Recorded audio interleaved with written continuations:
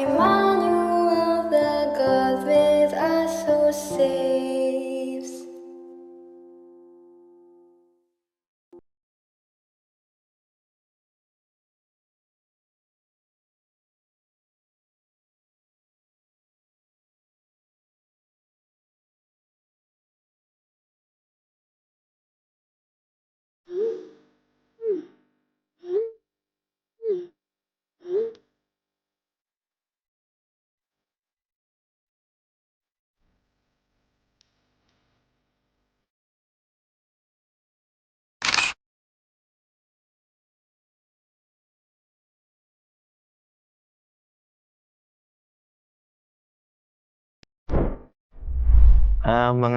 Minamahal ko mga kapatid, magandang buhay po ulit.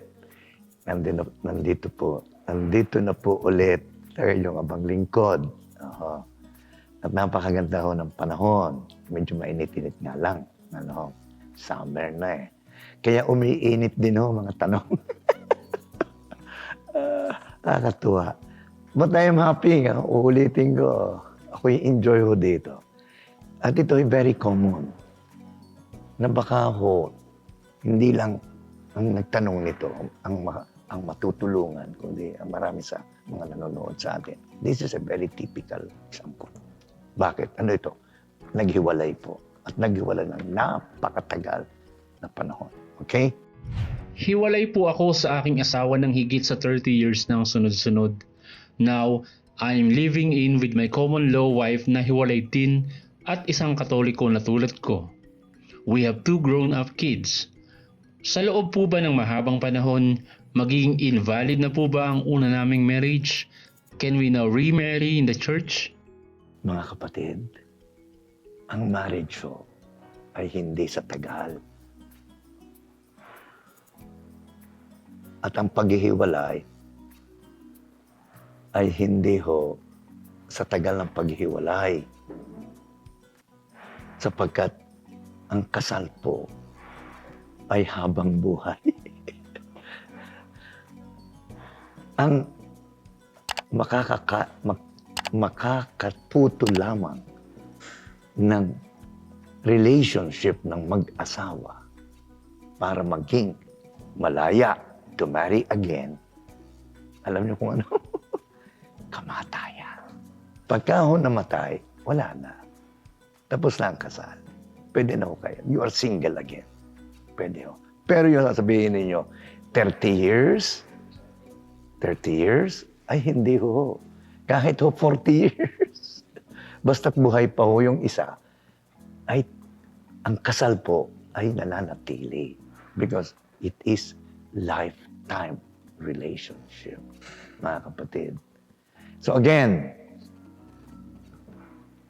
gusto ninyong maging mainam ang inyong pagsasama ng itong bago, ay di, lumapit kayo sa simbahan and ask. Dito ho ay ako'y nagpapayo lang o tumutugon, pero hindi ho ito final. Pagkat ay, sinasabi ko lang sa inyo kung anong dapat gagawin. Lagi pong lalapit tayo sa simbahan at ating alamin. At sila ho ang magpapaliwanag sa atin kung anong dapat gawin dahil mahal kayo ng simbahan. Mahal kayo at gusto kayong tulungan. At nang mapanuto ang inyong budhi at maging kayo ay maaliwalas ang inyong pakiramdam at hindi yung nagbabaka sakali. Baka naman dahil sa matagal na, ay di wala na. Hindi ho ganoon.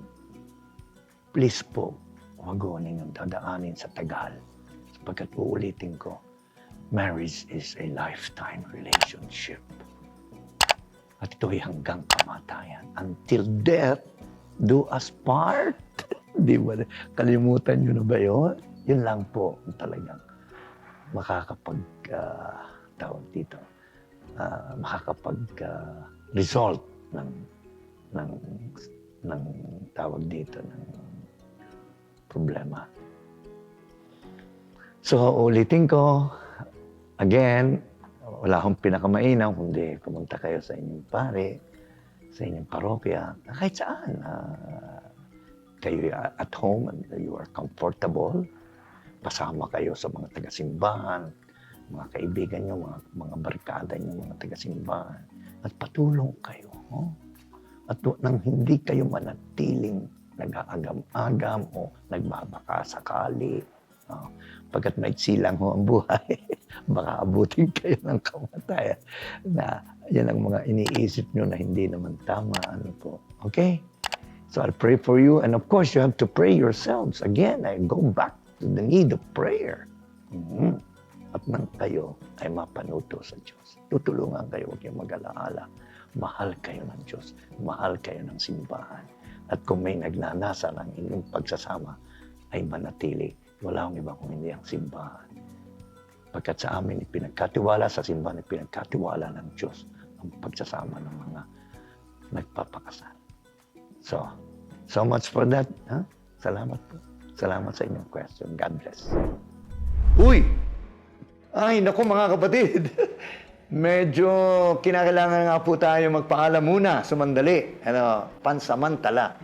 Sapagkat magkakaroon ulit tayo sa darating na mga araw, bantayan ninyo. Pero sa ngayon, magpapaalam muna ho si Lolo Monsi. Pero bago ako umalis at magpaalam, di blessing muna, of course. Pagdadasal ko kayo at naway kayo pagpalain ang Panginoon sa inyong mga gawain at taluhin manatiling tapat sa Kanya sa tuwina. Huwag kalilimutan ang magdasal araw-araw. Ang pagdadasal ho ay pakikipag-usap sa Diyos. Yun lang. Kausapin niyo siya na parang ako ang inyong kinakausap. Kayo nagtanong sa akin, parang ako ang Diyos. Tinatanong niyo. Gayon ho lang.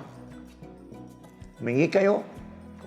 Kung may kailangan, magpasalamat kayo. Kung may mga dapat ipagpasalamat, humingi kayo ng tawad. Kung meron dapat kayong ihingi ng tawad. At purihin niyo siya. Sapagkat siya ang dakila at makapangyarihan. So, babay na huli sa inyo. God bless you. And see you next time.